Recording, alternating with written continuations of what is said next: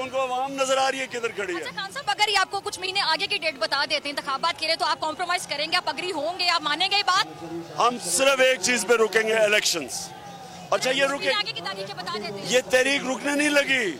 ये अगर इस्लामाबाद हम जा रहे हैं और 20 लाख लोग अगर इन्होंने देखा और कहा इलेक्शन नहीं होगा, तो ये रुकेगी नहीं, ये तहरीक चलती जाएगी। अच्छा, अगर खुदा ना खास्ता मुज़ाकरात भी कामयाब नहीं होते हैं, ये इलेक्शन वाले मुताले पर नहीं मानते, फिर आगे क्या होगा? फिर आप इंतजार देखते हैं? पुरअमन तो बड़ी तैयारी करके बैठे हुए हैं, पुरअमन दाखिला तो बड़ी तैयारी करके बैठे हुए हैं। पुरअमन एहतजाज होता रहेगा, जो हमारा हक है।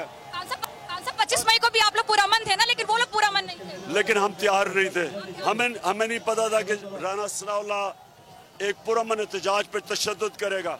इस बार हम तैयार हैं और उसे मौका ही नहीं मिलेगा इस बार। कोई अलीमन गड्ढापुर की वीडियोस दिखा के इस तरह भी जोड़ने की कोशिश करें, रंग देने की कोशिश करें कि अब जत्थे को लेकर आ रहे हैं, एक तासुर देने की कोशिश करें कि इंतशार होगा, तो जिम्मेदारी आप पे डाली जाए। ऐसी कोई प्लानिंग है इनकी? देखें, पाकिस्तान की अदलिया भी जानती है,